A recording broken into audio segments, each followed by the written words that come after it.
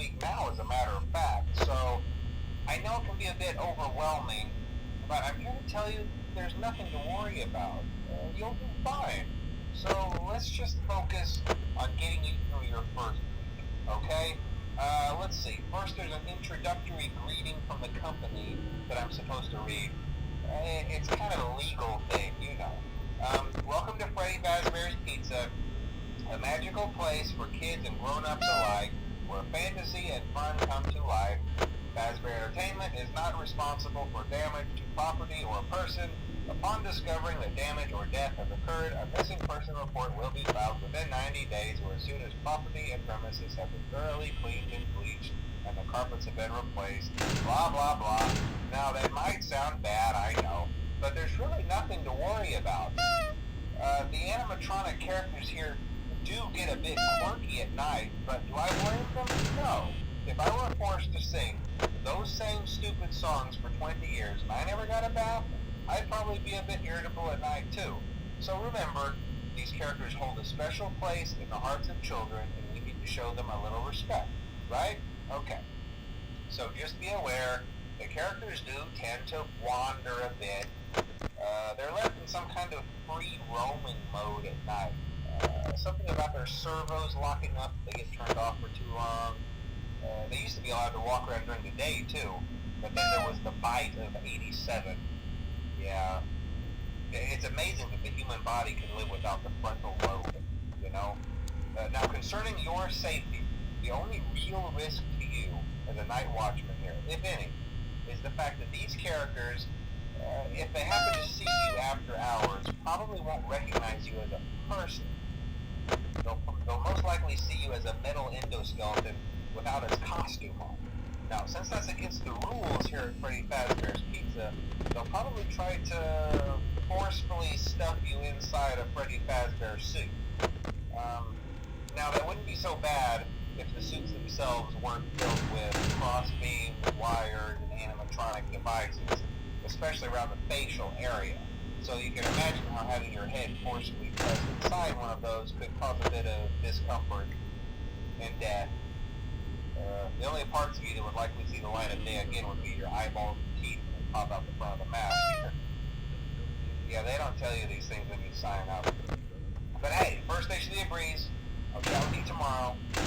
Check those cameras and remember to close the doors only if absolutely necessary. Gotta conserve power. Alright, good night.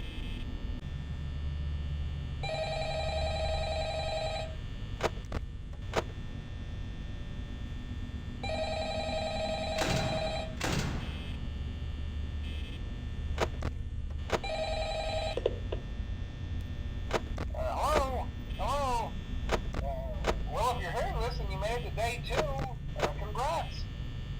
I won't talk quite as long this time since Freddy and his friends tend to become more active as the week progresses. It might be a good idea to peek at those cameras while I talk, just to make sure everyone's in their proper place, you know. Interestingly enough, Freddy himself doesn't come off stage very often. I've heard he becomes a lot more active in the dark, though, so hey, I guess that's one more reason not to run out of power, right? I also want to emphasize the importance of using your door lights. There are blind spots in your camera view, and those blind spots happen to be right outside your doors. So if you can't find something or someone on your cameras, be sure to check the door light. You might only have a few seconds to react. Not that you would be in any danger, of course. I'm not implying that.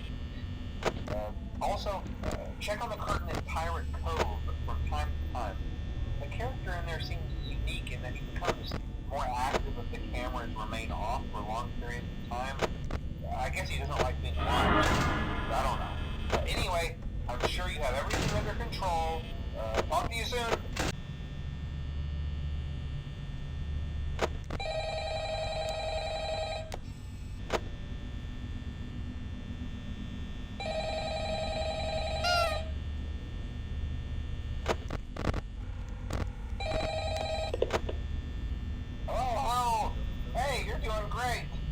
Most people don't last this long.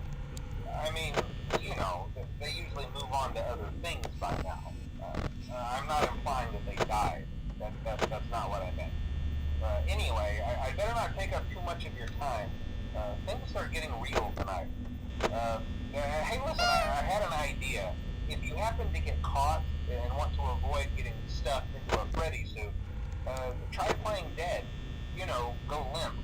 Then there's a chance that maybe they'll think that you're an empty costume instead. Then again, if they think you're an empty costume, they might try to stuff a metal skeleton into you. I wonder how that would work. Yeah, never mind. Scratch that. It's best just not to get caught. Okay, I'll leave you to it. See you on the flip side.